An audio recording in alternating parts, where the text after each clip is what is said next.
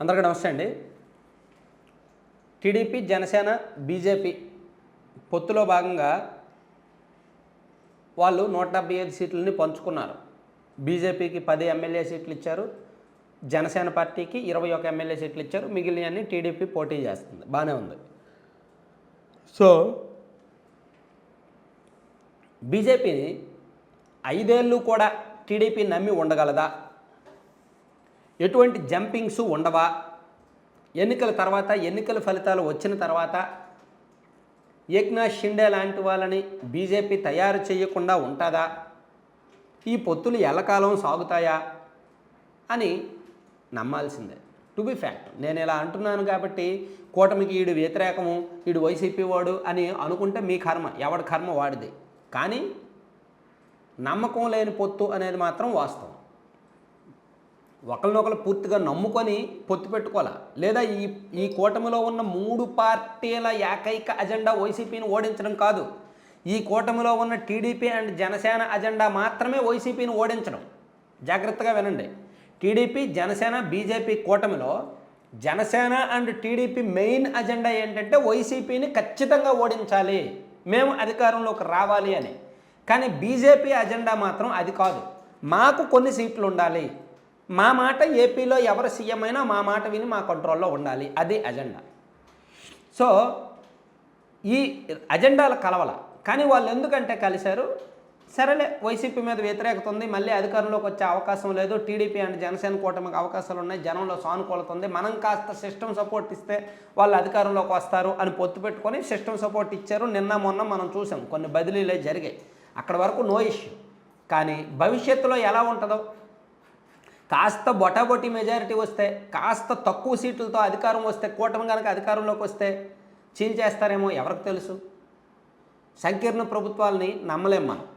So మన ఆంధ్రప్రదేశ్లో ఇప్పుడు మనకు కావాల్సింది రాజకీయం కాదు, అభివృద్ధి. జాగ్రత్తగా వినండి ఈ వీడియో.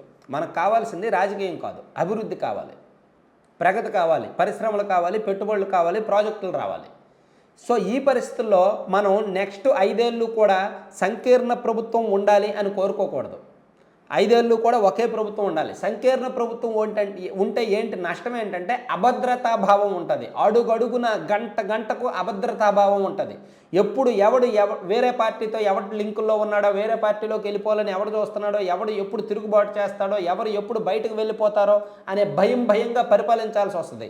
ఏ పాలసీ నిర్ణయం తీసుకోవాలన్నా, ఏ విధాన నిర్ణయం ప్రకటించాలన్నా, ఎటువంటి మంత్రివర్గ నిర్ణయాలు ఏమైనా తీసుకోవాలన్నా సరే తీసుకోలేరు. స్వేచ్ఛ ఉండదు, పరిపాలనలో స్వేచ్ఛ ఉండదు. పరిపాలనలో స్వేచ్ఛ రావాలి అంటే టీడీపీకి సింగిల్గా 100 సీట్లు వస్తే, మ్యాజిక్ ఫిగర్ వస్తే బెటర్.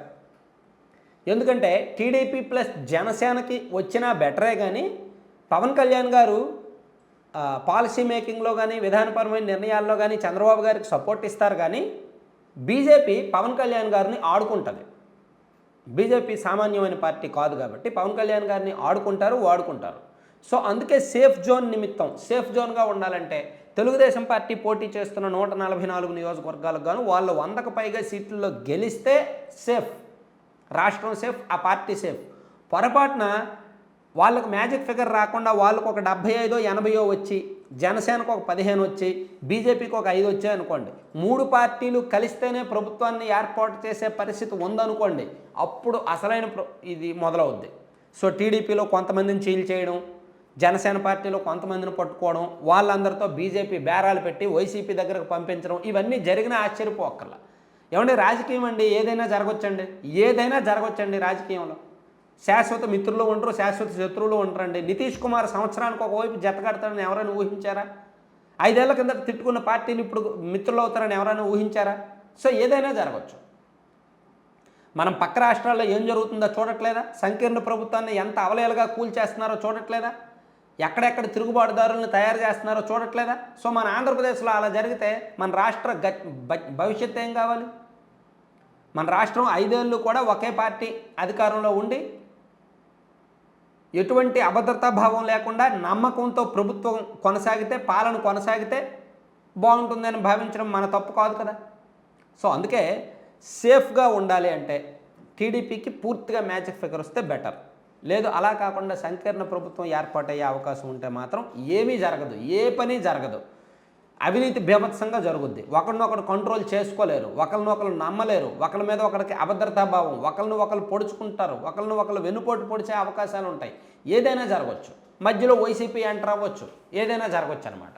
అందుకే టీడీపీకి 100కి పైగా కూటమి ప్రభుత్వం వచ్చేటట్టుంటే టీడీపీకి సింగిల్గా 100కి పైగా వస్తే బెటర్ అనేది రాజకీయ విశ్లేషకుల వాదన.